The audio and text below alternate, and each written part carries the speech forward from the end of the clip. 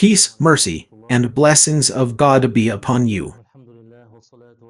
In the name of God, the most gracious, the most merciful, praise be to God, and peace and blessings be upon the messenger of God, his family, his companions, and those who follow him. O God, there is nothing easy except what you make easy, and you make sorrow easy if you will. O God, teach us what benefits us, and benefit us with what you have taught us, and increase us in knowledge. O God, make all our deeds purely for your noble countenance, and do not let anyone else have any share in them. O Lord of the worlds, welcome, dear friends. May you be blessed, and may your steps be blessed, and may you have a place in paradise. We ask God, the blessed and exalted, just as he has gathered us in obedience to him, to gather us in his paradise, the abode of his mercy, and the home of his honor. This is the second session of the prophetic biography. Upon its owner be the best of prayers and peace. We stopped in the previous session at the first pledge of a carver. Something similar to a question or request came to me the first time,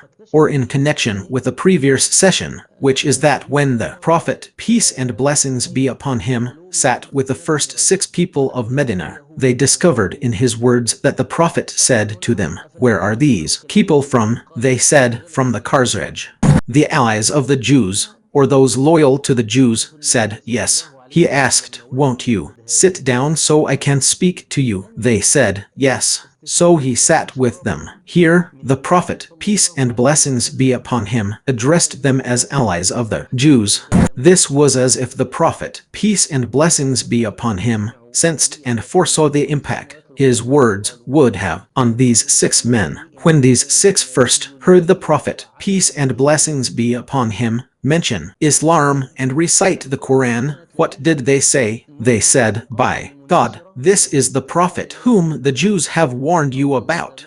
The people had a certain prevalent belief among the Jews that they were often threatened by the Jews. The time of a prophet is near, and he will soon appear. We will kill you with him as the people of Ad and Thamud were killed. The Prophet, peace and blessings be upon him, intended to alert them to this knowledge and this prevalent belief. It seems the people grasped this and recognized that this was the Prophet whose time was imminent, the one the Jews were speaking of. They said, "Let no one precede him." This is the difference, as we mentioned in the previous session, between knowing the truth and following the truth. You may know the truth, but not follow it. Such things happen very often in our time. Of course, we are now in a time where it has been proven with irrefutable evidence of the Prophet Muhammad's prophethood, peace and blessings be upon him, is clear. Yet, many people still don't embrace Islam,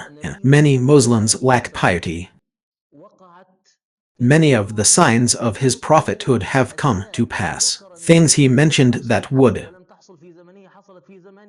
happen but didn't in his time have now occurred in our time. And many of the signs of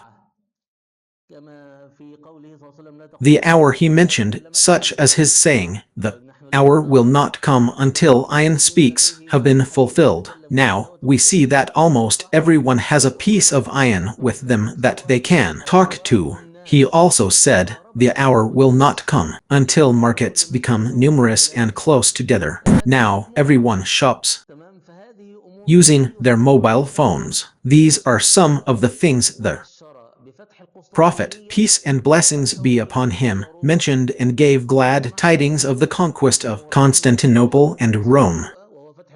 We have seen half of the prophecy fulfilled, which is the conquest of Constantinople. We should be among the most certain that Rome will be conquered. They asked, "O Messenger of God, which of the 2 cities will be conquered first?" He replied, "The city of Heraclius," meaning Constantinople. So there are many signs, prophecies and proofs. The Prophet, peace and blessings be upon him, said, "No, the hour will come when the Arabian Peninsula will return to being meadows and rivers." This phrase means that it was once meadows and rivers, then the meadows and rivers dried up, becoming deserts, and then it myself read on CNN and the BBC about climate change. And now you see, in recent years, there has been very heavy rainfall in Saudi Arabia, and this rain is almost creating rivers and waterways. So, the Arabian Peninsula is close to returning to being meadows and rivers. The point, my friends, is that many of the things the Prophet, peace and blessings be upon him, mentioned have happened in our time. Yet, you see, many people who do not believe, and even many Muslims sometimes have doubts, and their faith is not strong enough to bear such things. The Prophet, peace and blessings be upon him, told us, and this is truly remarkable, that what remains of prophecy is the righteous visions. The righteous visions that a person sees or that are shown to him are complete, except that in the matter of visions there is something we must pay attention to. Regarding visions, there are three obstacles between a vision and its fulfillment. First, it must be a true vision. Many dreams are mere jumbled thoughts. So, firstly, it must be a true vision. Secondly, the interpreter must interpret it correctly, because the vision itself may be true, but the interpreter may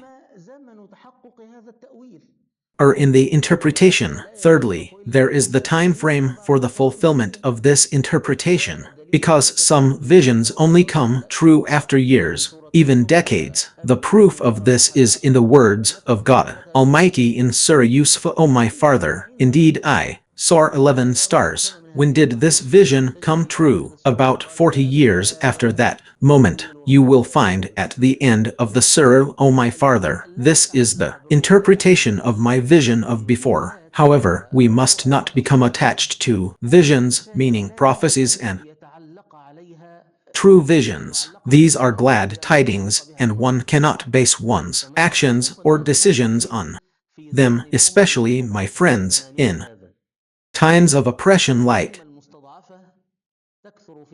these. Oppressed nations are prone to frequent visions and dreams. This is a phenomenon, just as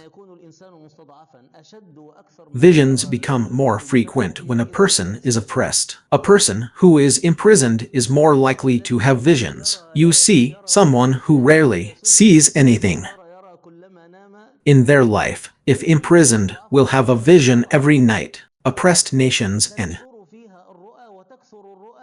oppressed individuals experience many visions, including those that are mere jumbled thoughts and reflections of their own minds. This is a lengthy topic, which I won't delve into now. However, history has shown many instances where oppressed nations had visions foretelling imminent victory and triumph, only for this not to come to pass. The point here is to avoid becoming attached to visions, as they are merely signs of hope. But as I mentioned, there are three obstacles: that the visions are genuine, that the interpreter is correct in their interpretation, and that God knows best when the interpretation will be fulfilled. We mentioned that these 6 returned to their people the following year, and that they pledged allegiance to the Prophet, peace be upon him, at the first pledge of Aqaba. We also mentioned that these 6 and these 2 are almost all names, unknown names, not famous, as is the custom of many founders. Many of the founders who rally around the one who called to the message are like the opening of doors of goodness for those who came after them, as the Prophet, peace and blessings be upon him, said, May God have mercy on the one who hears my words, understands them, and conveys them as he heard them. Perhaps the one who conveys them understands them better than the one who hears them. Many of the predecessors and founders open windows of goodness for those who surpass them in potential, talent, and abilities. Those who opened the door become famous, but those for whom the door was opened do not. Therefore, we will see that the names we are talking Only a few of them became famous. Among them are Asad ibn Zurar, Al-Bar ibn Merer, our master Ubadr ibn al-Samit, and our master Uwaym ibn Sidr. These are the most famous figures, and they themselves, among the rest of the companions, are not the most famous. May God bless you, my master. We mentioned that the pledge of Karbar Roman 2 is narrated through 3 chains of transmission, or rather, it goes back to 3 companions, our master Ubadr ibn al-Samit, and this is his hadith in the 2 Sahih Bukhari and Muslim, and our master Jabir, whose hadith is found in Ahmad with a sound chain of narration, and our master Kab ibn Malik, whose hadith is also found in Ahmad with a sound chain of narration. Okay, now we will combine these narrations to present a complete picture. Our master Jabir, may God be pleased with him, used to say, describing the conversion of the Ansar and their following of the Prophet, peace and blessings be upon him, that a man would go out from among them, believe in him, and recite the Quran to him. Of course, he is now speaking about our master Musab, who would return to his family, and they would embrace Islam with his conversion, until there was no house among the Ansar that did not have a group of Muslims openly professing Islam. This is the great achievement that our master Musab accomplished. Now, perhaps you remember and have not forgotten that 2 of the Ansar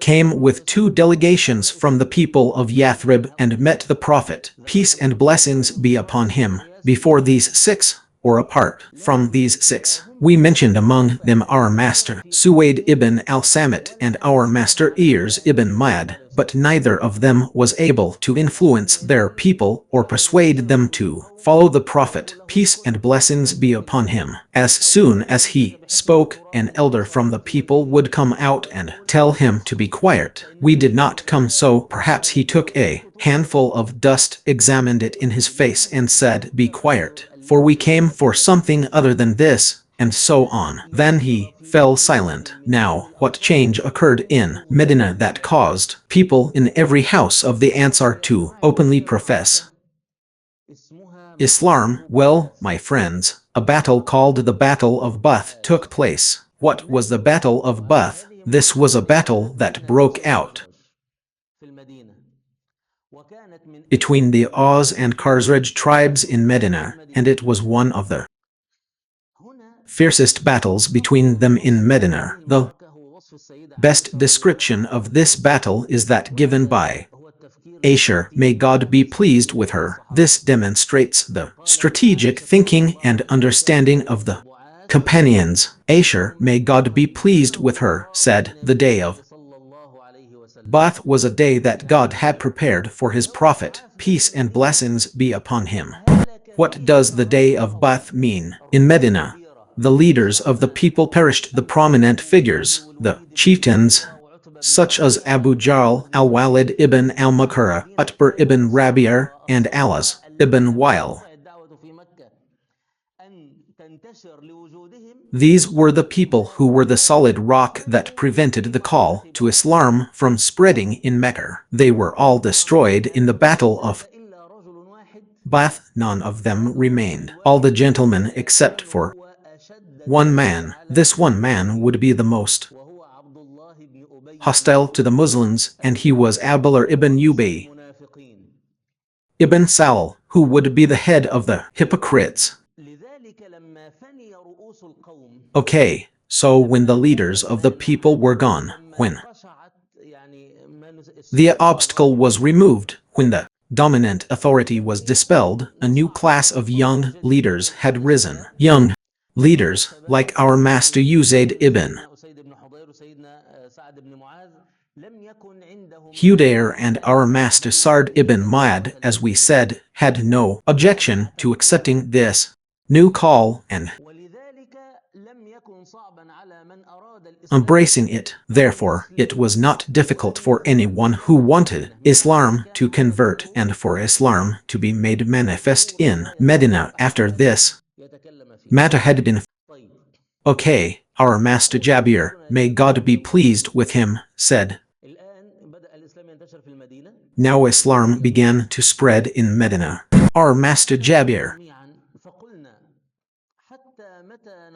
said, then they all conspired and said, how long will we leave the messenger of God, peace and blessings be upon him, being persecuted in the mountains of Mecca and living in fear? So 7 men from among us traveled to him until they came to him during the season, which is the Hajj season. He arranged to meet him at the pass of Akarbar, at the place of the stoning of the Jamarat, the great Karbar. So we gathered around him, 1 or 2 men at a time, until Tawafina means they started going out to him, 1 by 1, or 2 by 2, until they came to him. Here, the first thing we should pay attention to in this statement is the saying of Jabir, may God be pleased with him. Then they all conspired. This means they were the ones who initiated. They were the ones who came forward. They were the ones who set out. They were the ones who moved searching. Or they saw themselves as not worthy of having followers and supporters in Medina while the messenger of God was in Mecca, being chased in the mountains of Mecca and living in fear. This was their own initiative, their spontaneous movement. This means, look, my friends, the Prophet, peace and blessings be upon him, met with the 6 at the beginning and presented Islam to them. He met with the 12 the following year, and they pledged allegiance to him in the first pledge of Akarbar, which is the pledge of Islam. What is this pledge of Islam? As we mentioned, it is that they will not associate anything with God, nor steal, nor commit adultery, nor kill their children, nor fabricate falsehoods between their hands and feet, nor disobey in what is right. A prophet asked them to prevent him. He didn't ask them to prevent him. Until now, the prophet did not address them as tribal leaders, but when the news spread among them were those who embraced Islam, those who took the initiative and said, how long will we leave the messenger of God, peace and blessings be upon him, to be driven out into the mountains of Mecca and live in fear? This is the act of faith, the self-motivated movement. They advanced to see what was delaying the messenger of God, peace and blessings be upon him, from coming to them and settling in their vicinity. This group had known Islam the previous year, and this year they were the ones who rose up to be supporters and protectors of Islam, striving in its cores. I want to tell you, my dear people, many Muslims, or rather most Muslims in our time, are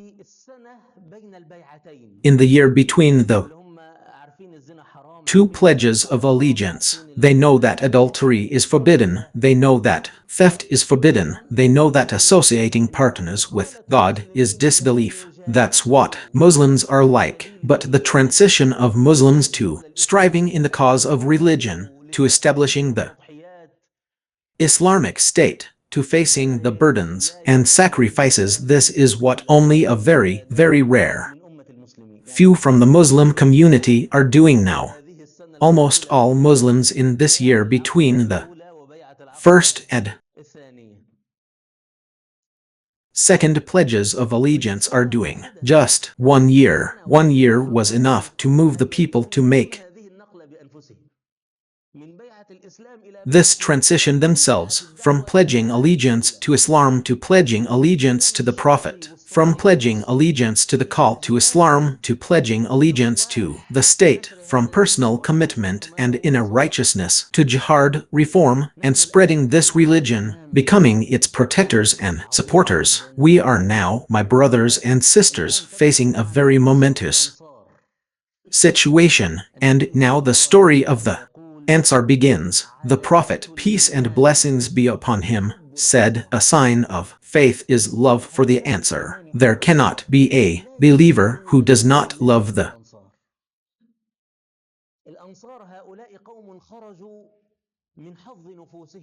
Ansar. These Ansar were a people who gave their own desires, their comfort, their benefits, their interests, even their love of leadership and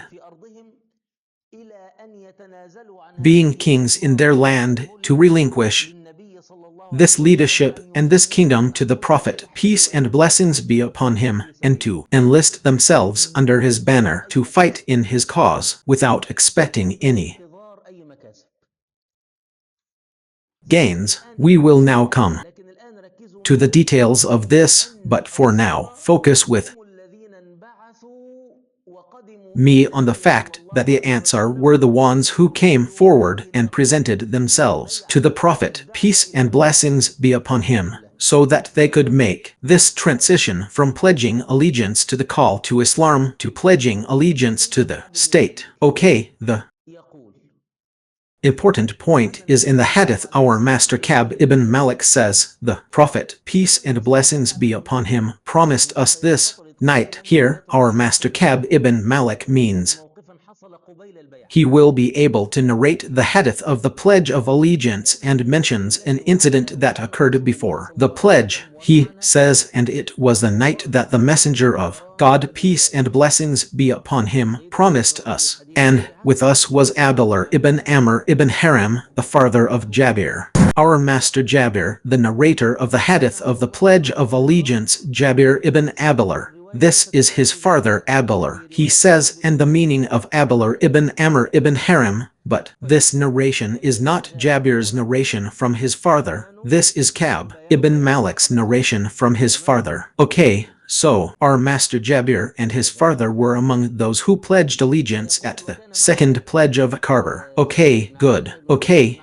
good people. He says, and with us was Jabir ibn Abdullah, Jabir ibn Amr ibn Haram, the father of Abdullah ibn Amr ibn Haram, the father of Jabir, a leader among our leaders. He spoke to us, and we were keeping our affair secret from those of our people who were polytheists. So we said to him, O Abu Jabir, you are a leader among our leaders and a noble among our nobles, and we wish for you to leave what you are doing, lest you become fuel for the fire. Tomorrow, I invited him to Islam and told him about the appointment of the Messenger of God, peace and blessings be upon him. He embraced Islam, witnessed the Pledge of Allegiance, and became a leader. All of this happened in a matter of hours, from disbelief to Islam, from Islam to the Pledge of Allegiance, and from the Pledge of Allegiance to becoming a leader of his people. Look, a person will always be amazed by these people who embrace Islam in the first gathering. Truly, this type of person will always be admirable. The person who hears Islam and possesses purity of heart, intelligence of mind, and wisdom of heart. This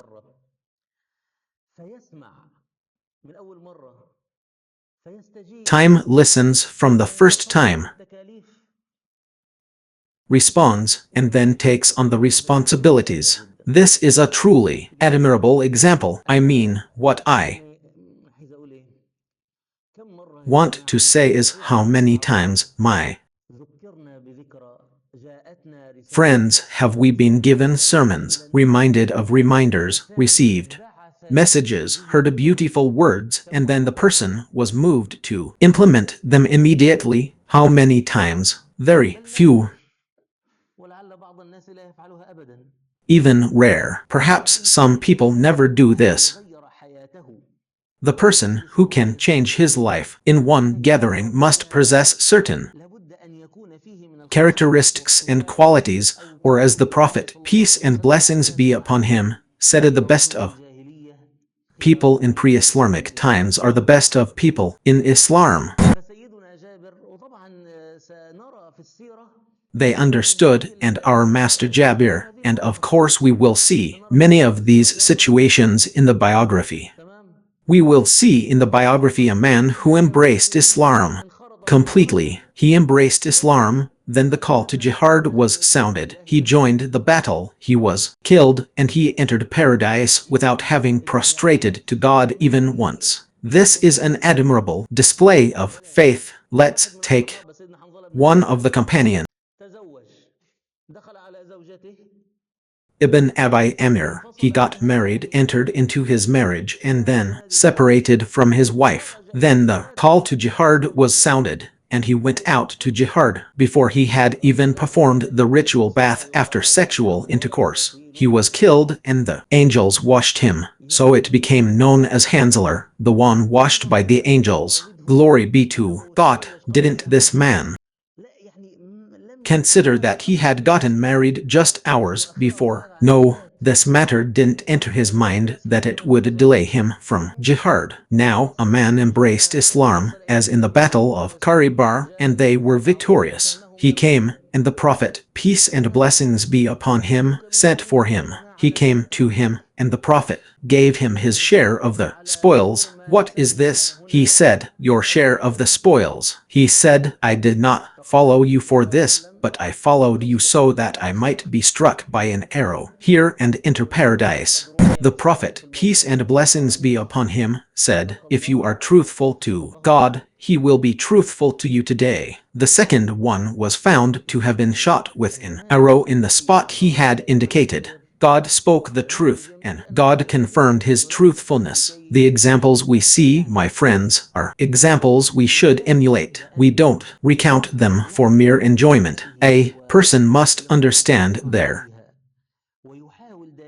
own inner workings, be insightful about them, and always strive to overcome their desires, and train themselves to follow the truth when they recognize it, and to respond to reminders when they are reminded. Indeed, reminders benefit the believers. God Almighty said, he who fears will remember, but the most wretched will avoid it. He will enter the great fire, then neither die nor live therein, and we will turn their hearts and their eyes away, just as they did not believe in it the first time, and we will leave them in their transgression, wandering blindly. We need to train ourselves on how to respond to the truth, reject the truth, believe in it, and implement the admonitions recited to us. This is training. God Almighty said, if only they had done what they were advised to do, it would have been better for them and a firmer confirmation of their faith, and we would have given them from ourselves a great reward and guided them to a straight path. Okay, good. And also, regarding the matter of our master Abdullah, the father of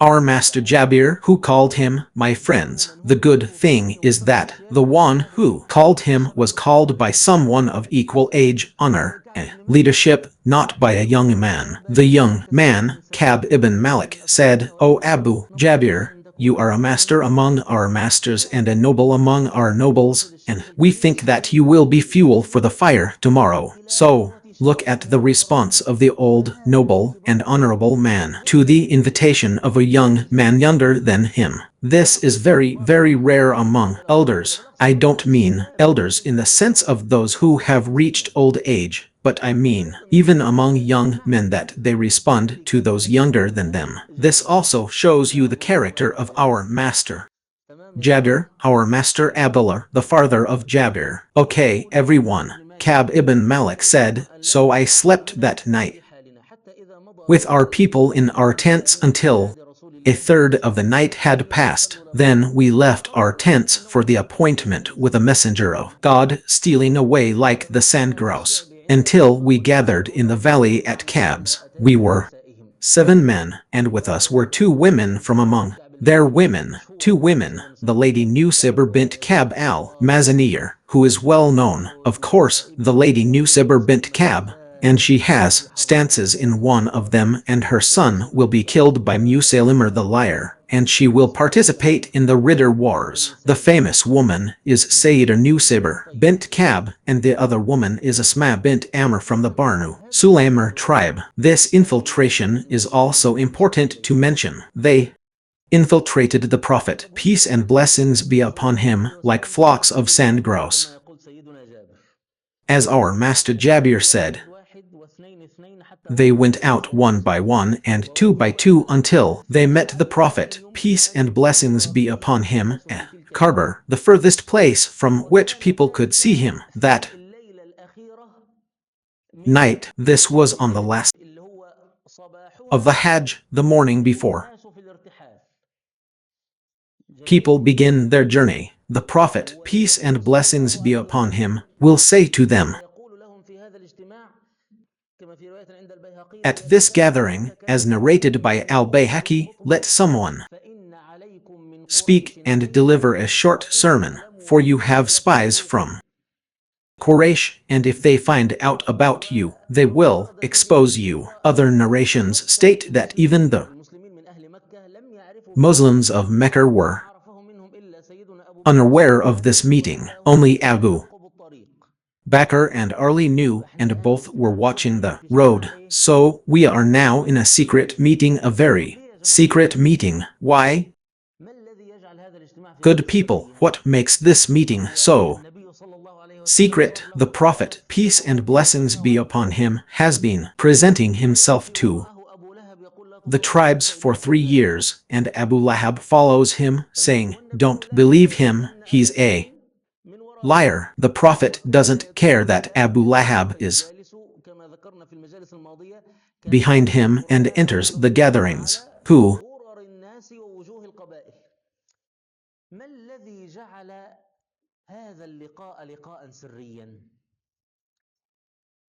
among you can predict what makes this meeting a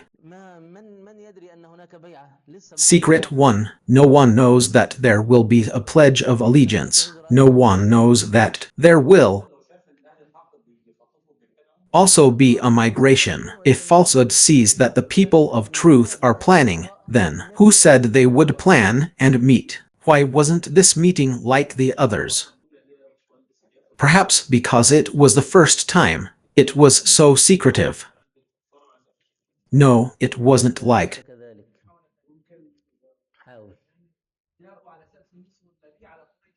that. He tried to pressure the Prophet against the Quraysh, who knew that they would support the Prophet against the Quraysh. No, the Prophet said in this meeting,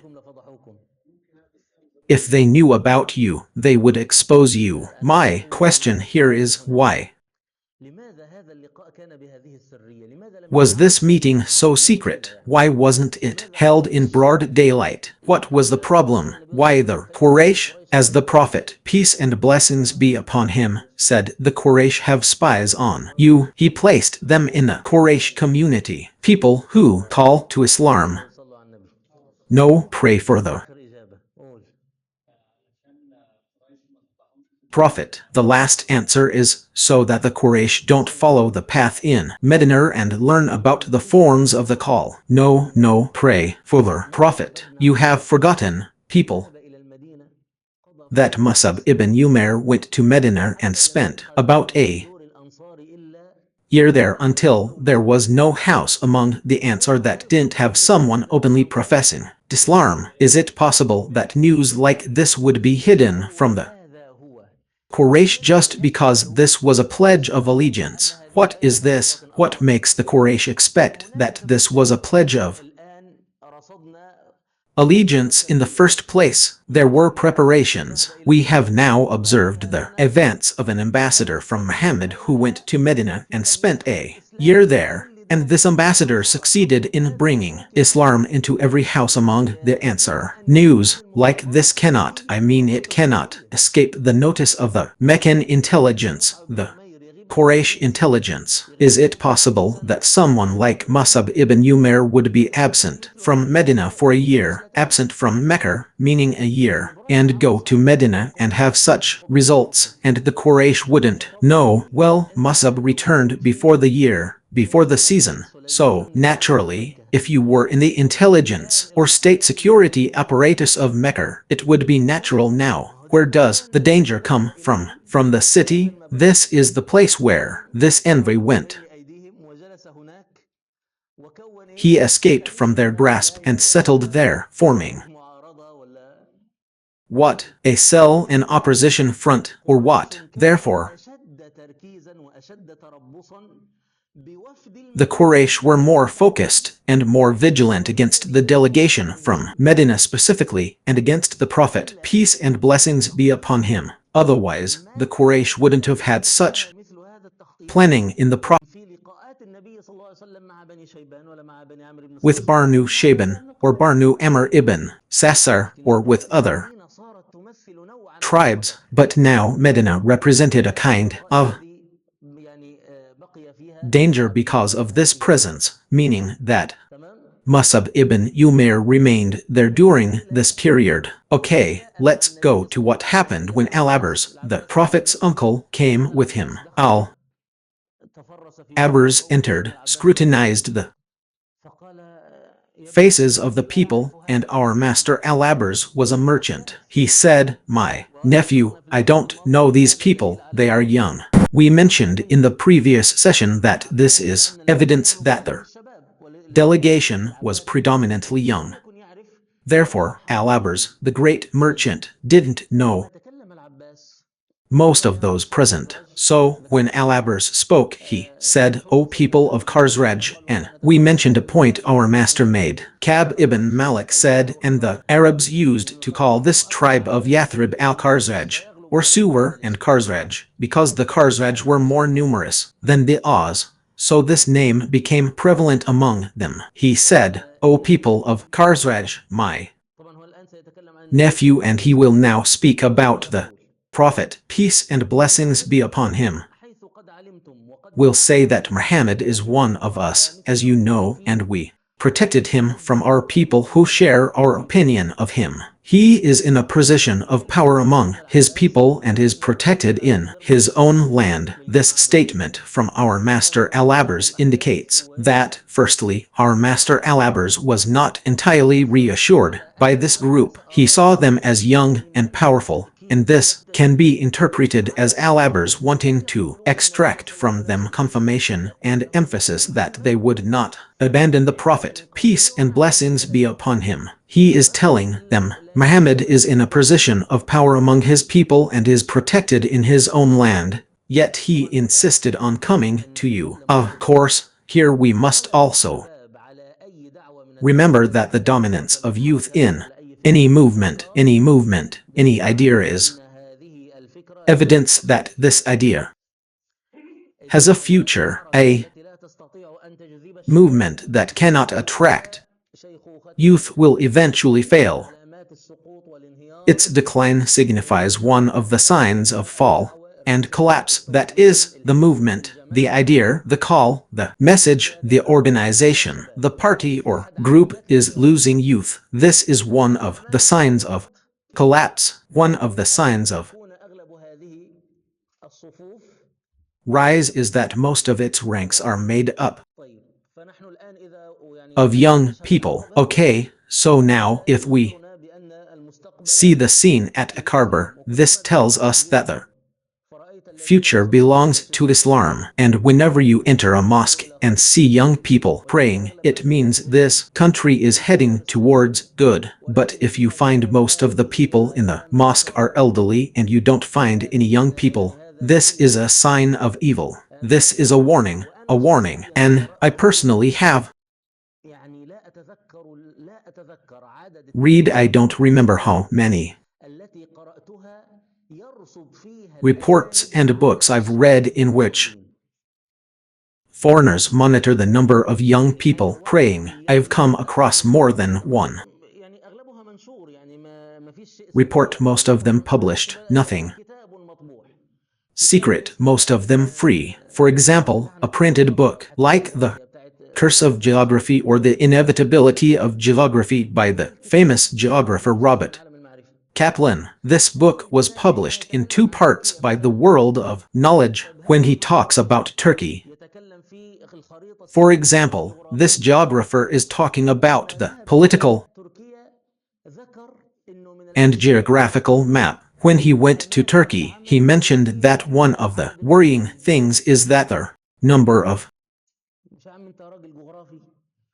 worshippers is increasing in workplaces. You're a geographer, and you're analyzing the issue geographically. Politics is none of your business. The number of worshippers praying in factories and workshops doesn't mean the group is paying attention. I also read a report about the number of young people praying in the 2 holy mosques, and it sees this number of young people as a warning sign of danger. Therefore, increasing scholarships and spreading doubts and pornography. These are diabolical plans, because, in reality, the appearance of youth is one of the signs and one of the things being written about that the Arab and Islamic world is about to explode is that most of this region is young. The demographic balance is in favor of the youth, and this is evidence that, of course, young people are by nature all vitality and energy. Also, even from an economic standpoint, they are open to the world, they aspire to improve their circumstances, they are able to communicate with the world, they are able to compare their situation with that of their peers in other countries. One of the dangers they talk about, sometimes they call them dangers, and they use a loaded term, is instability. What is this stability? The moment you hear the word stability, know that it is the stability that is based on their desire, means that now, in the Gaza war, they tell you, we are making every effort to prevent the battle from escalating. They mean, let Israel grind the people of Gaza down on their own, without anyone intervening. The crisis is that things have spiraled out of control. The battle has spread, and the area of instability has increased.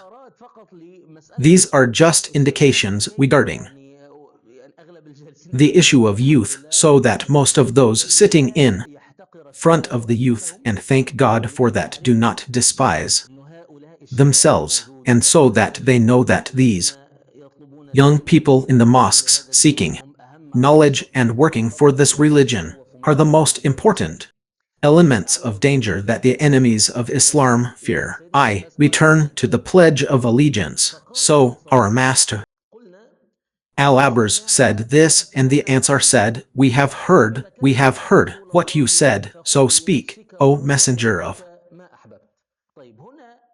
God, and take for yourself and your Lord what you like. Now we come to the terms of the Pledge of Allegiance. The Prophet, peace and blessings be upon him, said, you pledge allegiance to me to listen and obey in times of activity and laziness, to spend in times of hardship and ease, to enjoin what is right and forbid what is wrong, to speak for God without fear of blame, and to support and defend. If I were to present to you what you forbid yourselves, your wives, and your children, there are two remaining words in the hadith, then paradise would be yours. This is the only reward the Prophet, peace and blessings be upon him, offered for these immense and weighty tasks and great responsibilities. Paradise. We mentioned in previous gatherings that what prevented this pledge from being made with other tribes was that the other tribes wanted other gains. Paradise alone was not enough for them. The Prophet, peace and blessings be upon him, rejected this, saying that this religion can only be supported by those who embrace it wholeheartedly. And in his conversation with Banu Amir, he said that the matter is in God's hands. He places it where he wills. The Prophet, peace and blessings be upon him, was seeking people dedicated to the truth. The Prophet was not a political refugee, my friends. The Prophet was not seeking political asylum. The Prophet sought the faith of the people before seeking their own faith, before seeking their support for him. Therefore, the Prophet was not a politician in the sense of the flattering, deceitful politics that takes what one wants in exchange for illusory or alleged gains and then finds a way to escape from it, and the deception in it is complete. Okay, so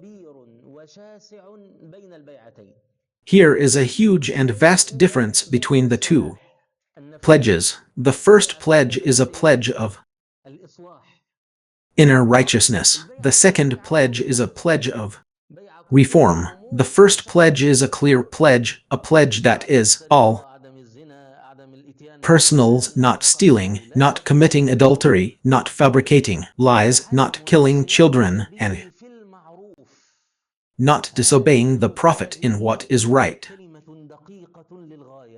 Look, this is a very precise word. The pledge of the first pledge of Karber, and not disobeying the Prophet in what is right, meaning the known matters, not the reprehensible ones, the clear and evident matters. Okay, but here is hearing and obeying in times of ease and hardship, spending in times of difficulty and ease, enjoining what is right and forbidding what is wrong, and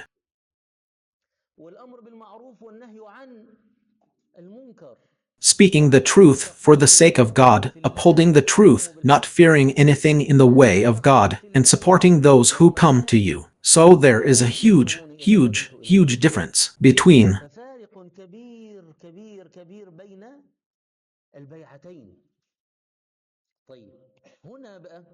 the two pledges. Okay, here, Ka'b bin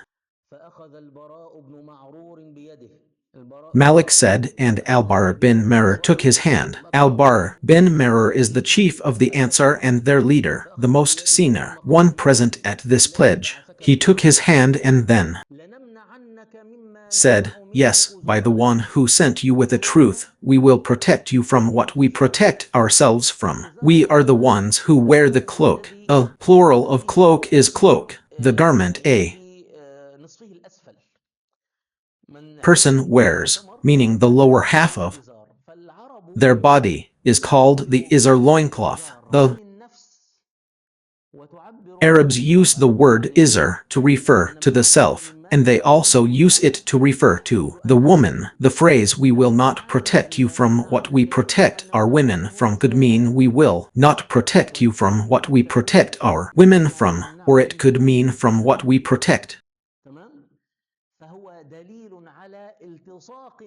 ourselves from." This is evidence of the Prophet's close connection with the Ansar helpers. He had become one of them, a part of their very being. Protecting and defending him became their duty, just as they protected themselves and their women. He said, "O Messenger of God." He replied, "Yes, by the one who sent you with the truth, we will protect you from what we protect our izar from. We are people of war and people of the circle. The circle refers to weapons, a tradition passed down from generation to generation. Now, someone mentioned war. The Pledge of Allegiance is half of the pledge. Does it imply war? It doesn't have an explicit meaning, but as we said, the Arabs understood Islam from the very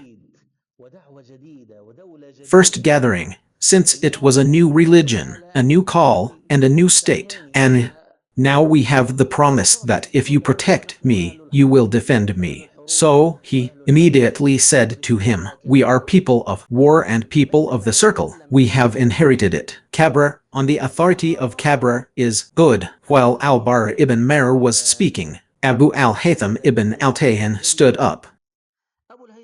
This is a new name, Abu al-Haytham ibn al-Tayyan. What did he say? He interrupted the conversation while Al-Bara was speaking to the Prophet, peace and blessings be upon him, and said, "O Messenger of God, there are bonds between us and men, and we will sever them." What does this mean, people? There are bonds between us and men, and we will sever them. It means the covenants. Was mentioned in the biography, meaning the Jews. But of course, this is a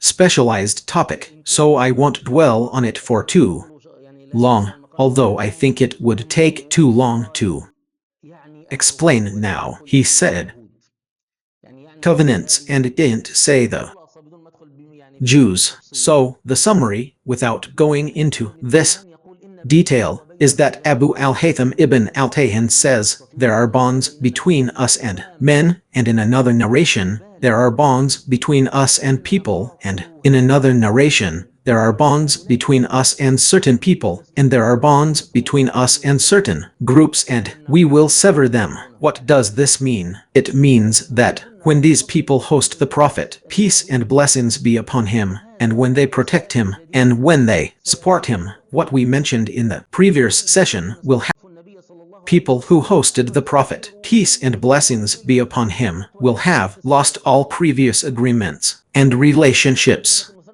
We mentioned the words of Al-Muthannar ibn Harithar al-Shabarni, who said, "We are between two waters. If it comes from the direction of Chosroes, then the sin of its perpetrator will not be forgiven. But if it comes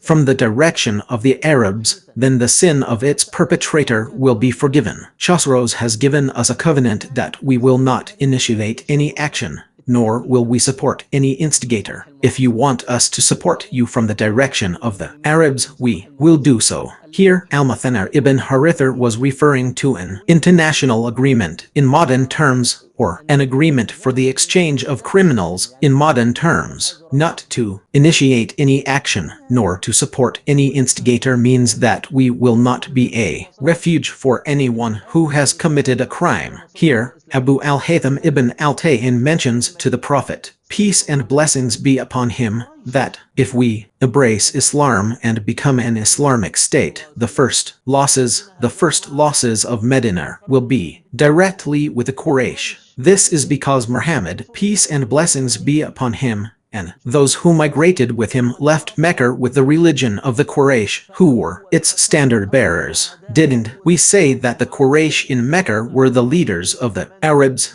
So, the first loss, the first enmity, the first party, international treaties will be severed. The first issue is the relationship between the city and the Quraysh, the capital of the Arabs. The second issue is what will happen between them and the Jews residing in the city. The Jews themselves were divided in the city Banu Nadir, Banu Qainukar, and Banu Qurayza. These tribes had alliances with the Khazraj. Now, when the Prophet, peace and blessings be upon him, arrived, the Arabs considered themselves inferior to the people of the book, believing that the people of the book possessed knowledge from the scriptures that the Arabs lacked. If they faced a difficult matter, they would consult them, as the Quraysh did. So, what will happen now? These Arabs will surpass and rise above the Jews. If the Jews were the followers of Moses, then the Ansar helpers will become the followers of Muhammad, peace and blessings be upon him, who is better than Moses and is the seal of the prophets. Moreover, the remaining pagan Arab tribes will also sever their ties with the Quraysh. And what about their ties with the Ansar? Yes, may God bless you. Now, what is the natural question that Abu Haytham ibn al-Tayyin should ask when you read this sentence? What do you expect, O Messenger of God? There are ties between us and the people, and they interrupted her. The question of disagreement is beautiful, the same question as the question of the caliphate. So, to whom does the caliphate belong? Right, beautiful, very logical. What else? Right, beautiful. What are the gains besides paradise? Beautiful. This is logic. Right, beautiful. What else? Meaning, the new covenant has no deterrent. Covenants that are broken mean you bear the consequences. If you are with God, then God is with you. Yes, look, our master Abu al-Haytham said, O Messenger of God, if God grants you victory, will you leave us and return to your people?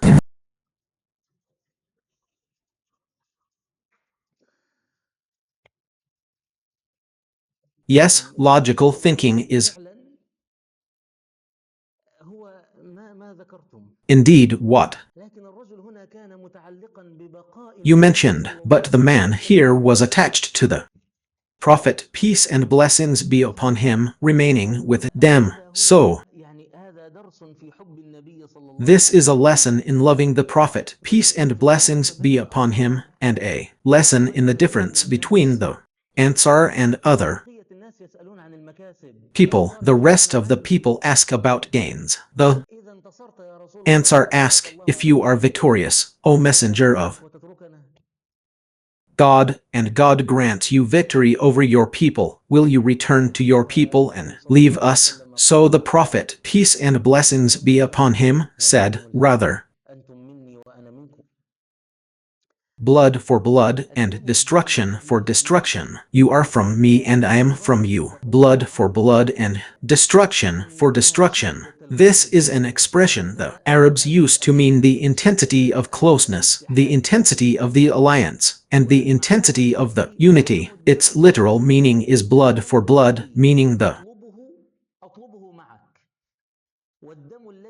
blood you ask for it with you, and the blood you shed, I will shed with you, meaning, my enemy is your enemy, and your enemy's friend is my enemy, and your friend is my friend. This is the literal meaning, as we understand it these days. So the Prophet said, rather, blood for blood, destruction for destruction. You are from me, and I am from you. And my good people, a Muslim stands firm on Islam. A Muslim stands firm on Islam. He prefers to remain among Muslims and among the supporters of God and the supporters of the religion, even if they are not his family, relatives, or tribe, and he is not in his homeland where he was born and where his relatives and tribe reside. And this is also what we see in the words of the Messenger of God, peace and blessings be upon him, or rather, blood for blood, destruction for destruction. You are from me, and I am from you. But compare here between Abu al-Haytham ibn Tahan, may God be pleased with him, and a man like Bihar ibn Faris, as we said, in Bani Amir, and the group who entrusted him, Hani ibn Qubaysar and al-Mathana, in Bani Shaban. Look here, the man was concerned about the Prophet, peace and blessings be upon him, remaining with them. And, in Abu al-Haytham's words, also, look, there is evidence of resolve. Look what he says. He says, O Messenger of God, there are covenants or bonds between us and the people, and I am from you. They boycotted her. Perhaps God would reveal it. It would have been expected that if there were any worldly or personal motives involved, he would have said, what is it, O Messenger of God? There are covenants between us and the people. We would have remained silent and disregarded those two words that were spoken, and then addressed the rest of the sentence. But no, he wasn't presenting this matter as a choice, or as if to say, there are covenants between us and the people, and I will boycott her. The man was proceeding on his path, proceeding with a pledge of allegiance, proceeding with a pledge of allegiance. Whatever the answer of the Messenger of God, peace and blessings be upon him, might have been. But the question is, will you remain with us after that, O Messenger of God, or music? No, for the answer are a people who set aside their own self-interest to make themselves soldiers and defenders of this religion and this call. So, Jabir said, we stood up and pledged allegiance to him.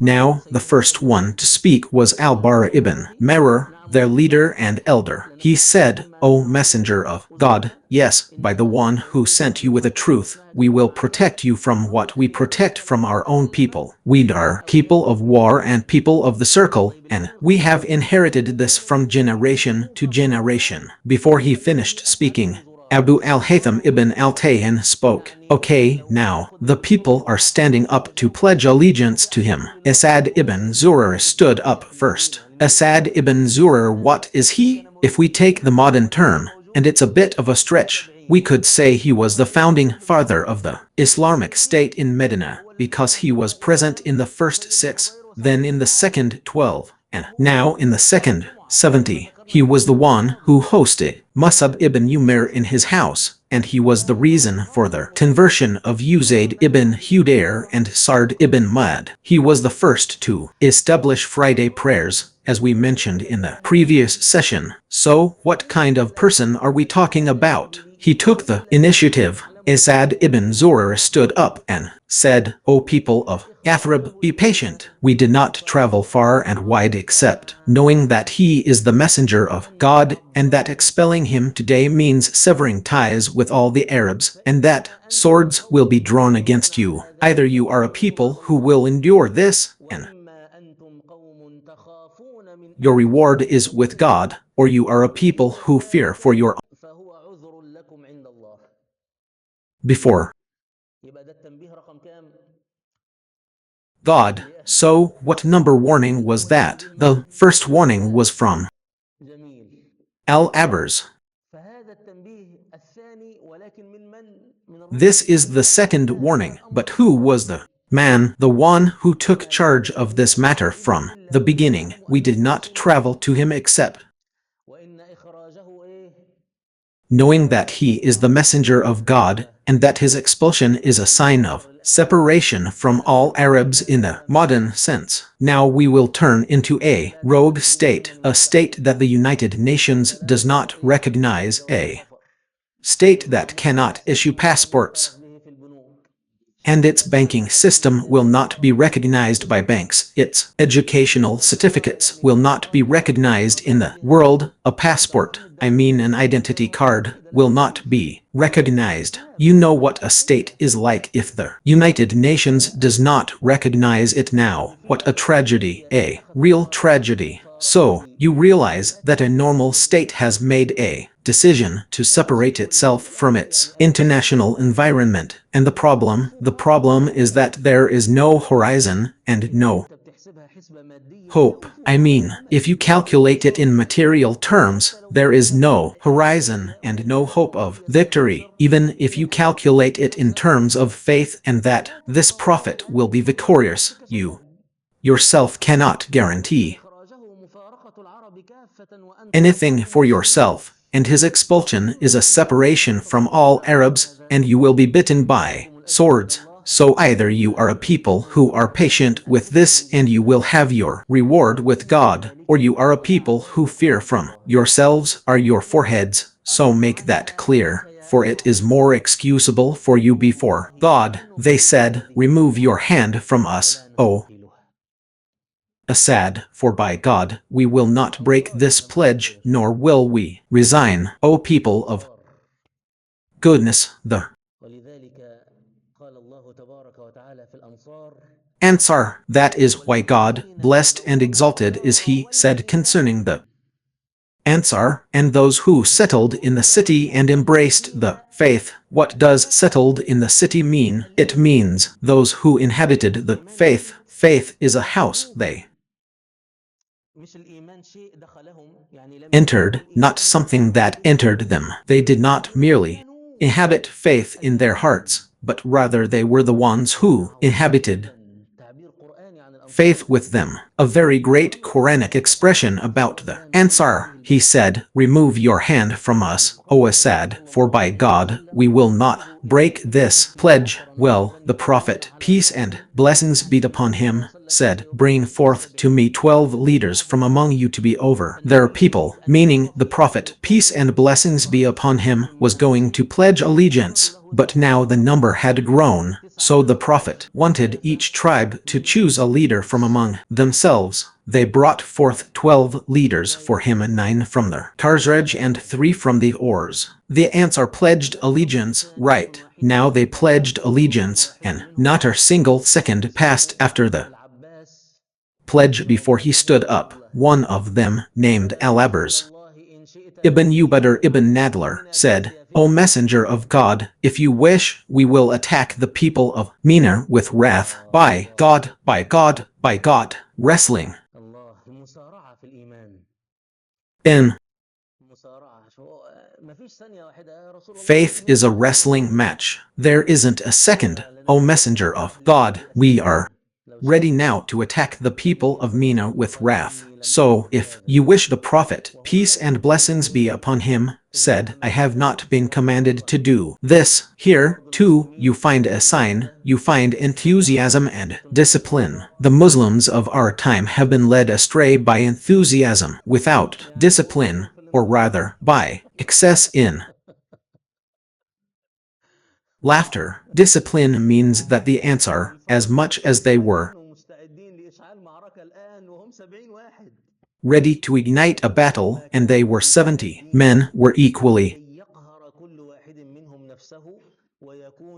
ready for each one of them to overcome his own desires and be at the command of the Messenger of God, peace and blessings be upon him. Now the news leaked to Mecca. Of course, the news leaked to Mecca. We have now mentioned to you that this meeting was on the last night before the people departed for their lands. The news leaked to Mecca, so most of the people of Mecca, the Quraysh, came to the people of Medina on the morning of that day. Of course, this is the delegation from Medina. Narrations, one account says there were around 300, and another says around 500. Now, those who pledged allegiance to the Prophet, how many were there? 70? That means they were either a quarter of that number or less. Okay, let's spread the news. The people of Quraysh have arrived. We will continue, God willing, in the next session. We ask God, the Blessed and Exalted, to teach us what benefits us, to make what He has taught us beneficial, and to increase